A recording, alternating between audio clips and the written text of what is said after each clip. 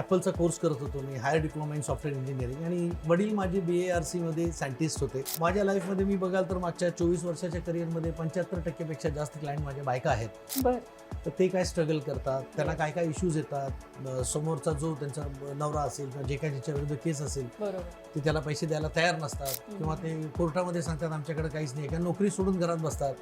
आम्ही मग इन्व्हेस्टिगेट करून शोधून काढतो की अरे त्याचे कुठं कुठं प्रॉपर्टीज आहेत, त्याचे किती किती बँक अकाउंट्स आहेत, and then that's how we empower women in that way. आपण किती जरी म्हणलं, आता मी स्वतः एक पुरुष आहे तरी पण आपण म्हणतो की अरे इक्वॅलिटी शुड बी देअर, पण अजूनही आपला समाज पुरुष प्रधानच आहे. We work pan India.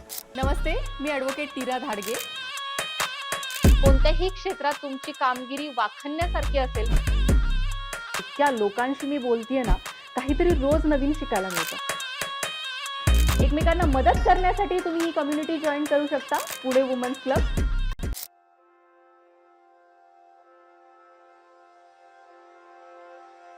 नमस्कार, मी ॲडव्होकेट नीरा धाडगे तुमचं सहर्ष स्वागत करत आहे पॉडकास्ट विथ नीरामध्ये. आज आपल्याकडे 2024चे ब्योमकेश बक्षी आलेले आहेत. सरांची ओळख करून देते. नरेंद्र पुरुषोत्तम कुलकर्णी असं तुमचं नाव आहे. सर, आमच्या ऑडियन्सला तुमची ओळख करून द्याल? शुअर. बेसिकली मी एक पोस्ट ग्रॅज्युएट आहे फिजिक्समध्ये. MSc फिजिक्स मी केलं 94-96 मध्ये, आणि त्याचबरोबर ॲपलचा कोर्स करत होतो मी, higher diploma in software engineering, आणि वडील माझे BARC मध्ये सायंटिस्ट होते, पुरुषोत्तम कृष्णाजी कुलकर्णी. आणि त्यांची इच्छा होती की प्रत्येकाला वाटत असं आपला मुलगा पण सायंटिस्ट बनावं, आणि ते म्हणले होते की अरे तू पण सायंटिस्ट बन. माझी ओळख आहे, डॉक्टर राजारामन्ना वगैरे ओळखायचे. पण ते म्हणले की तुला MSc मध्ये थ्रू आउट फर्स्ट क्लास आला तर मात्र मी नक्की क्लास 1 ऑफिसरसाठी प्रयत्न करेन. बरोबर. Fortunately unfortunately I score 90% in Aptech, but इथं मला 58% आले. तर ते म्हणले आता your dose are class 2 officer remains a class 2 in life, I will not suggest that. आणि दरवाजा बंद झाला. I was little bit frustrated, काय करावं काय नाही. ॲपटेकमध्ये त्यावेळेला एक USP होतं की वी गिव्ह 100% जॉब प्लेसमेंट्स. तिथली प्लेसमेंट हेड जी होती तिचा नवरा एका डिटेक्टिव्ह एजन्सीमध्ये ब्रांच मॅनेजर होता. बरं. ती म्हणली नरेंद्र एक काम कर, मला तर दाखवायला पाहिजे की अरे तुला ऍटलीस्ट कुठेतरी मी पाठवलं इंटरव्ह्यूला, तू जाऊन इंटरव्ह्यू तरी देऊन ये. त्यावेळेला आम्ही बडोद्याला होतो. तर ग्लोब डिटेक्टिव्ह एजन्सी म्हणून एजन्सी होती. मी तिथे गेलो, तिथे इंटरव्ह्यू दिला. I got selected as an assistant manager. मग हळूहळू मला असिस्टंट ब्रांच मॅनेजर केलं. ब्रांच मॅनेजर म्हणून मी पुण्यामध्ये 99ला आलो. 2000 सालापर्यंत मी स्वतः तिथं काम केलं ॲज अ ब्रांच मॅनेजर. आणि मग मात्र मला असं वाटलं की मी स्वतः जर काय केलं तर मी बऱ्याचशा गोष्टी लोकांपर्यंत पोहोचू शकतो. लाईक फॉर एक्झाम्पल, एखादी 500 रुपये देऊन जर इन्फॉर्मेशन मिळत असेल तर त्याकरता क्लायंटकडनं 5000 रुपये घेणं हे मला कुठेतरी योग्य वाटलं नाही. बरोबर. आणि मग 18 ऑगस्ट 2000 साली focus detective agency a fact finding mission या नावाने मी कंपनी चालू केली. आणि गेले 24 वर्ष झालं ती कंपनी आहे. 2022 मध्ये मी एक प्रायव्हेट लिमिटेड देखील कंपनी फॉर्म केली, Noetic intelligence solutions private limited म्हणून. आणि we are helping out corporates आणि individuals since then. Okay. Sir, तुमचं ऑफिस पुण्यामध्येच आहे? हो, पुण्यामध्येच आहे. मार्वल फ्युगो नावाची बिल्डिंग आहे, about Nexa showroom here on Magarpatta road. तिथं माझं ऑफिस आहे. बरं. आणि सध्या तुमचा स्टाफ किती आहे? आमच्याकडे आता सध्या 11 लोक कामाला आहेत. They are all my paid employees, आणि we work pan India. Pan India. Okay. Sir, आता आम्हाला तुमच्याकडे एखादी केस घेऊन यायची आहे. येस. तर आम्ही तुमच्यापर्यंत कसं यायचं? आता याच्यामध्ये 2-3 गोष्टी आहेत. वी आर लिस्टेड विथ गुगलमध्ये, तर आम्ही आहोत.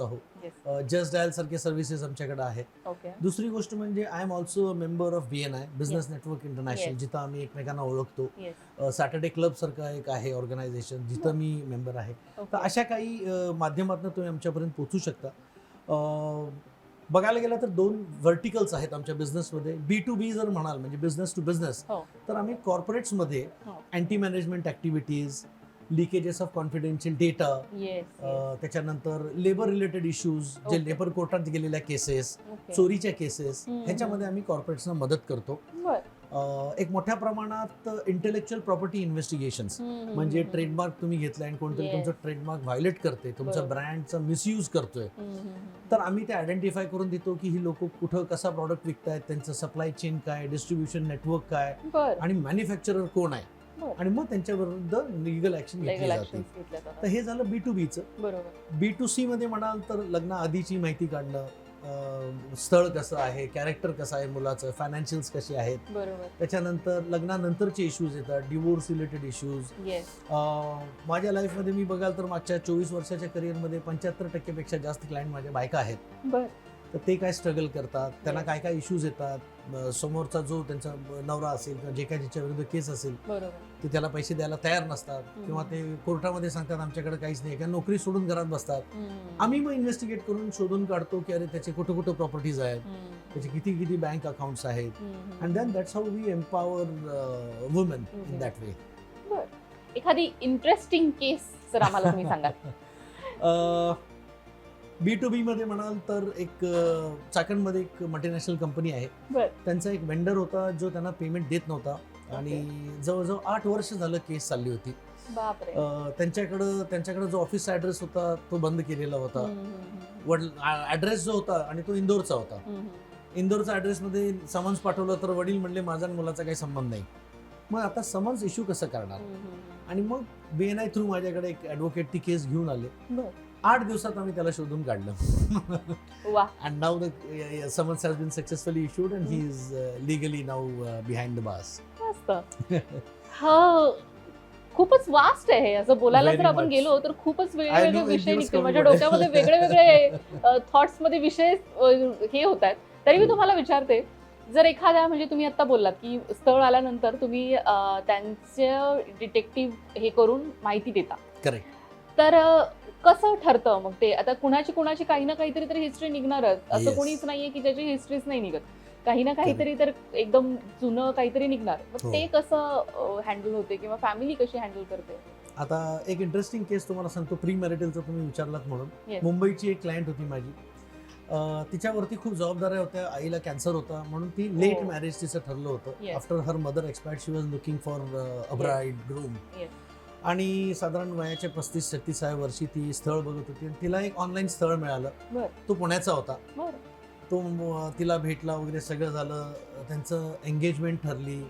मग तो म्हणला अरे मला ना कंपनीतर्फे, त्यांनी सांगितलं माझं नाव असं असं आहे, मी एक्स कंपनीमध्ये पुण्यात कामाला आहे आणि आता कंपनी मार्फत मी US ला चाललोय आणि असं असं आहे. तो तिच्याशी व्हॉट्सअपवरती व्हिडिओ कॉल करायचा, सगळं करायचं. आणि सडनली तो म्हणला उद्या रविवार आहे, आम्ही सगळेजण स्कीइंग करायला एका माउंटनवरती चाललोय. आणि after that suddenly he stop giving any calls. ही घाबरली. म्हणली अरे त्याला काय वाईट झालंय का, काय ऍक्सिडेंट झालाय का, म्हणून ती माझ्याकडे आली. म्हणली सर असं असं आहे, मी काय करावं. मी पहिला त्याच्या नावावरनं सर्च केलं तर ज्या कंपनीचं नाव त्यांनी सांगितलं तो तिथं कामाला नव्हताच. त्याच्यानंतर मी म्हणलं मॅडम असं असं आहे, काय करायचं. मग ती म्हणजे माझ्याकडे जो मोबाईल नंबर आहे तो आता बंद आहे, टर्मिनेट झालेला आहे. तर त्या नंबरवरनं आम्ही शोधून काढलं तर असं कळलं की त्याचं नाव वाय आहे. मग वाय नावाचं आम्ही इन्व्हेस्टिगेशन चालू केलं. आम्हाला फेसबुक बाकीच्या सोशल मीडियावरनं असं कळालं की हा एका वाय कंपनीत कामाला आहे. तिथं जाऊन आम्ही चौकशी केली. त्याचे इमेजेस आम्ही शोधून काढले आणि असं लक्षात आलं की त्याचं ऑलरेडी लग्न झालेलं आहे. त्याला 5 वर्षाची मुलगी आहे आणि त्याची बायको स्वतः IT प्रोफेशनल आहे. म्हणजे हा चक्क तिची फसवणूक करत होता. मग ही माहिती आम्ही ज्या वेळेला क्लायंटला दिली त्याला खूप वाईट वाटलं. मी त्यांना सजेस्ट केलं की मॅडम तुम्ही खरंच पोलीस कंप्लेंट करा, त्याच्या विरुद्ध कायदेशीर कार्यवाही करा. कारण की उद्या जर लग्न झालं असतं तर तुम्हाला आणखीन फसवणूक झाली असती. पण काय होतं ना, ते म्हणले की नाही रे माझी बदनामी जास्त होईल. आणि त्या भीतीनं अशी लोक आणखीन जास्त फावतात. हो बरोबर आहे. आणि हा गप्प बसणार नाही, हा उद्या जाऊन आणखीन 4 लोकांना फसवणारच. तर ही एक केस मला आठवते चांगली. ऍक्शन्स झाल्या पाहिजेत. खूप वेळा असं होतं की अशा केसेसमध्ये मुलाची जास्त बदनामी व्हायच्या ऐवजी मुलीची जास्त बदनामी होते आणि त्यामुळे खूप मुली पुढे येत नाहीत. पण त्याचा एक तोटा असा होतो की जे लोक म्हणजे त्यांच्या नंतरच्या ज्या मुली असतात त्यांना सेम सफर करावं लागतं. त्याच्याऐवजी एखाद्या कोणत्या तरी मुलीनी थोडीशी हिंमत दाखवली तर बाकीच्यांवर जो होणारा अन्याय आहे तो तिथे कुठेतरी रोखता येतो. मला माहिती आहे सोपं नाहीये, पण कुठेतरी मुलींनी स्टँड घ्यायला हवा त्यांच्या स्वतःच्या बाबतीत आणि सगळ्यांच्या बाबतीत, ज्या त्यांच्या मैत्रिणी आहेत त्यांच्या बरोबरचे कोणीतरी आहेत. आणि खूप छान काम करताय सर तुम्ही. नाही, आणि बऱ्याच वेळेला काय होतं, सोशिओ इकॉनॉमिक डेमोग्राफी खूप मोठा रोल प्ले करते. आपण किती जरी म्हणलं, आता मी स्वतः एक पुरुष आहे तरी पण आपण म्हणतो की अरे इक्वॅलिटी शुड बी देअर. पण अजूनही आपला समाज पुरुष प्रधानच आहे. एक स्त्री स्वतःला खूप वीक, तिला काही सपोर्ट सिस्टम नसतो. फायनान्शियली बऱ्याच वेळेला तर हाऊस वाईफ असतात, त्यांना माहिती नसतं. जरी माहिती आहे की बाबा नवऱ्याचा अफेअर आहे पण ते डिसिजन घेऊ शकत नाहीत कारण की मुलगा आहे, मी डिपेंडेंट आहे, मी कसं घेणार. आई वडिलांचा सपोर्ट नसतो, भाऊ असतो कधी नसतो, असून कधी सपोर्ट करत नाही. मग अशा वेळेला ना ऑर्गनायझेशन किंवा तुम्ही जसे अशी मोठी चळवळ चालू केली आहे पुणे वुमन्स क्लबच्या निमित्ताने किंवा अशा आणखीन अनेक लोक, अनेक ऑर्गनायझेशन्स आहेत Yes. त्यांनी थोडासा सपोर्ट केला तर त्यांचं मनोबळ नक्की स्ट्रॉंग होऊ शकतं. आणि मला वाटतं की तुमचा हा खूप चांगला कार्यक्रम तुम्ही राबताय. Woman should be empowered. त्यांना एंटरप्रेनर म्हणून त्यांना खरंच ट्रेन करून पुढे आणलं पाहिजे. एखादी स्त्री जर फायनान्शियली खरंच सज्ज झाली तर ती असे बरेचसे प्रॉब्लेम्सला सॉल्व्ह करू शकते आणि ऑफकोर्स आपल्या इथं एम्प्लॉयमेंट रेट सुद्धा वाढेल. जीडीपी बद्दल तर आपण खूप बोलू शकतो सर, पण एक फायनान्शियली ज्याची लिटरसी असते ना, जी स्वतंत्र महिला असते, तिला आय गेस बाकीचे जे निर्णय घेणं सोपं होऊन जातं. जर ती टेबलवर फक्त अन्न वाढण्यापेक्षा स्वतःचे विचार पण मांडता येण्या इतपत जर ती सक्षम असेल तर खूप काही घडू शकतं असं मला वाटतं. खरंय. आणि ह्याच तो जो हे आहे छोटा इनिशिएटिव्ह की जर त्या फायनान्शियली स्वतःच्या फ्रीडम त्या मिळवू शकल्या तर त्या पुढे काहीतरी विचार करतील की त्यांच्या आयुष्यात त्यांना काय करायचं. सो एक 10,000चा असू दे, 50,000चा असू दे, छोटी अमाऊंट पासून जरी त्यांनी सुरू केलं तरी त्यांनी खूप काहीतरी त्यांच्या आयुष्यात करू शकतील. आणि समजवायला गेलं ना आपण तर कुणाला काहीच कळत नाही की म्हणजे आपण सांगतोय त्यांना की नाही प्लीज तू स्वतःसाठी काहीतरी कर, स्वतःसाठी काहीतरी कर, पण ते नाही होत. पण जेव्हा एखादे 5-6 हजार रुपये हातामध्ये आले ना की मग नाही मला हे पण पाहिजे, मला ते पण पाहिजे. सो तो कुठेतरी स्पार्क लेस आहे आणि तो कुठेतरी जागा करायचा आपला एक छोटा हे चालू आहे.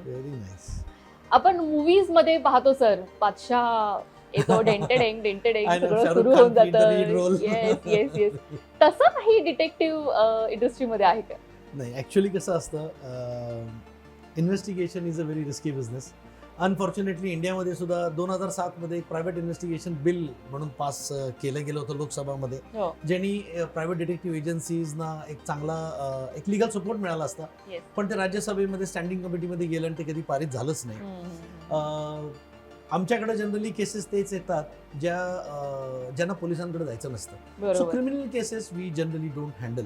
व्हाईट कॉलर क्राईम येस, मग ते कॉर्पोरेट असू देत किंवा इंडिव्हिज्युअल असू देत. काही केसेसमध्ये तर पोलीस अधिकारीच आमचे क्लायंट्स आहेत. सो तो एक भाग आहे. आणि मूवीज मध्ये ऑफकोर्स एंटरटेनमेंट मिरची मसाला बहुत ज्यादा होता है. रिअल लाईफ मध्ये एखाद्याला फॉलो करणं त्याला न कळत it's a very challenging job. आम्हाला 3-4 वेळा माणसं, गाड्या बदलाव्या लागतात, वेशभूषा बदलाव्या लागतात. माझी जी टीम आहे त्यांना वेल ट्रेन ठेवावं लागतं. आमचे कंटिन्युअस ट्रेनिंग प्रोग्राम्स होत असतात की इंडस्ट्रीमध्ये नवीन काय आले, टेक्नॉलॉजी कसं वापरायचा. आणि सगळ्यात महत्त्वाचं म्हणजे काय होतं, ज्या वेळेला आपण एखाद्या लेडीचा पाठलाग करत असलो तर आम्हाला जास्त काळजी घ्यायला लागते की शी शुड नॉट फील इनसिक्युअर. भलेही ती बरोबर आहे का चुकीचे आहे हे जज करणारा आम्ही कोण आहोत, पण तुम्ही ज्या वेळेला एखाद्या महिलाचा पाठलाग करत असाल तर तुम्हाला खूप काळजी घ्यायला लागते. It should not look it should not appear like a stalking. ती कुठेही घाबरली गेली नाही पाहिजे. तर तेही बघणं अत्यंत अवघड असतं. म्हणून तुमच्याकडे ट्रेन्ड प्रोफेशनल असणं आणि that's where the experience of 24 years comes into the picture. या सगळ्या सिच्युएशन मध्ये तुमची पर्सनल लाईफ अफेक्ट होते का सर? कारण इतकं सगळं तुम्हाला माहिती आहे, इतके सगळे टूल्स तुम्हाला माहिती आहेत, असे घरातले सगळे जरा घाबरूनच राहत असतील. घाबरून तर नाही म्हणता येणार, पण एक मात्र नक्की आहे, मी ज्यावेळेला 2000 साली स्थापना केली माझ्या कंपनीची आणि स्वतः करायला लागलो, साधारण 2008-9चा एक काळ असा होता की ज्याच्यामध्ये मला खूप चिडचिड व्हायला लागली. मलाही कळत नव्हतं, फ्रस्ट्रेशन्स व्हायला लागले, सगळ्यांवरती राग निघायचा, घरी बायकोवरती, मुलांवरती, क्लायंट्सवरती चिडायचो. मग मी इंट्रोस्पेक्ट करायला चालू केलं तर माझे खूप चांगले मित्र आहेत, त्यांनी मला सजेस्ट केलं की अरे इथे एक ना 10 दिवसाचा एक मेडिटेशन कोर्स होणार आहे, व्हाय डोंट यू जॉईन. मग मी तो पहिल्यांदा ज्यावेळेला मेडिटेशन कोर्स केला माझं असं लक्षात आलं की अरे I am blaming everybody else whereas I am the person to be blame for. जर सुधारणा करायची असेल तर मला माझ्यामध्ये करायला पाहिजे, दुसऱ्यांकडनं अपेक्षा नाही करायला पाहिजे. तर spirituality played a very important role. 2009 पासून मी एक आणखीन एक वर्टिकल सुरू केलं ज्याच्यामध्ये मी एक स्पिरिच्युअल लाईफ कोच आहे. तुम्हाला डे टू डे लाईफमध्ये हे सगळं स्ट्रेस असं आपल्याला वाटतं की आम्ही कायम समाजाची काळी बाजूच बघतोय, कारण जिथं अफेअर्स, चीटिंग हेच चाललेलं असतं. टीनेजर्स, आताच एक रिसेंट एक केस झाला तसा आम्ही कितीतरी केसेस बघितलेत की 15-15, 16-16 वर्षाची लोक they are into drugs, intoxication, आणि त्यांच्याकडनं चुका होतातच. आणि आई वडील काय करणार, हताश होतात बऱ्याच वेळेला. तर माझ्या असं लक्षात आलं की नाही, कुठेतरी स्पिरिच्युअल बेस असणं गरजेचं आहे. अँड सिन्स देन मी स्वतःलाही बॅलन्स करायला लागलो and I started helping my clients also. जसं मी म्हणलं की जवळजवळ 75% बायकाच माझे क्लायंट आहेत. I started helping them. मी आता लवकरच एक ब्रीद अँड मेडिटेट म्हणून एक प्रोग्राम घेऊन येतो, 1 महिन्याचा कोर्स आहे, रोज सकाळी 5 ते 6 असणार आहे. आणि थोडंसं चक्रासबद्दल बेसिक माहिती. काय होतं, तुम्ही दिवसातून 1 तास स्वतःला दिला की तुमचा स्ट्रेस लेवल मॅनेज करायला तुमचा दिवसभर तो फरक पडतो. सो बरोबर. That is how I started maintaining my self. आणि मी आता इक्विलिब्रियम मध्ये आहे, ते फक्त स्पिरिच्युअलिटीमुळं. क्या बात. खूप छान सर, तुमची जर्नी पण खूप छान आहे आणि खूप काहीतरी समाजासाठी करत आहात तुम्ही. स्वतःचा बॅलन्स पण तुम्ही त्याच्यामध्ये शोधलाय. कारण मला नाही वाटत एवढ्या ह्याच्यामध्ये डिटेक्टिव्हच्या इंडस्ट्रीमध्ये खूप गोष्टी ऐकायला मिळतात, करायला मिळतात. खूप टेक्नॉलॉजी माहिती असते, रोज तुम्हाला काही ना काहीतरी नवीन शिकावं लागतं. आणि इतक्या सगळ्या लोकांशी तुम्हाला कनेक्शन्स ठेवून त्यांची माहिती बाहेर जाणार नाही ह्याचीही तुम्हाला काळजी घ्यावी लागते. आणि ह्या सगळ्याला जर सेंटर करायचं म्हटलं तर तुम्ही स्वतः शांत असणं खूप गरजेचं आहे. आणि ते तुम्ही कुठेतरी मिळवलं आणि त्याच्यातनंही तुम्ही एक मार्ग शोधला की आपण त्याच्यातनं लोकांना मदत करू शकू. खूप छान सर, खूप छान. आज तुम्ही एक महत्वाची गोष्ट सांगायची म्हणजे काय होतं, जसं डॉक्टर्सच्या बिझनेसमध्ये आजकाल लोक गुगल करतात आणि ते मेडिसिन्स घेतात. बरोबर. तसंच आमच्या इन्व्हेस्टिगेशन फील्डमध्ये गुगलनं खूप मोठं नुकसान केलंय लोकांचा. काय होतं, फॉर एक्झाम्पल एखाद्या रिलेशनशिपमध्ये वाईफला शंका आली की अरे my husband is having an affair. ती सगळ्यात पहिला काय करते, पहिला डायरेक्टली त्याला विचारते. आता तो अलर्ट होतो. त्याच्यानंतर ती गुगल करते की मी काय करायला पाहिजे, काय नाही. आता गुगलमध्ये तुम्हाला उत्तर कधीच मिळत नाहीत. कारण की गुगल हे तुम्हाला फक्त मार्गदर्शन देऊ शकतं, नॉलेज देऊ शकतं. एक्सपिरियन्स जो असतो तो तुम्हाला सोल्युशन देतं. आणि ते त्याला अलर्ट करत जातात आणि तो आपला दरवेळेला आपला गेम बदलत जातो आणि तो कधी सापडत नाही. त्यामुळे गुगल कमी बघावं आणि त्यांना कधी अडचण आली तर माझ्यासारख्या माणसाशी संपर्क करावा. नक्की नक्की सर करतील. हा इंटरव्ह्यू बघितल्यानंतर आय गेस आमचे खूप क्लायंट तुम्हाला फोन करणार आहेत आणि त्यांचे पर्सनल प्रॉब्लेम सॉल्व्ह करणार आहेत. डिटेक्टिव्ह साठी कमी करा आणि स्पिरिच्युअल गायडन्स साठी जास्त करा असं मला वाटतं. कारण तुमच्याकडून शिकण्यासारखं खूप आहे. सेम इंडस्ट्रीमध्ये असून सुद्धा किंवा ह्या गोष्टी करत असताना सुद्धा तुम्ही स्वतःचा जो बॅलन्स मेंटेन केलाय तो खूप शिकण्यासारखा आहे सर. आणि त्याच्यासाठी नक्की आम्ही तुम्हाला परत बोलवू. एक आमच्या सगळ्या ऑडियन्सला तुमचं एक लेक्चर आम्हाला नक्की घ्यायला आवडेल. तुमची सगळी इन्फॉर्मेशन आम्ही ह्या पॉडकास्ट नंतर आम्ही खाली लिहिलेली आहे. सरांना कॉन्टॅक्ट करायचा असेल तर त्याचा नंबरही तिथे खाली असेल.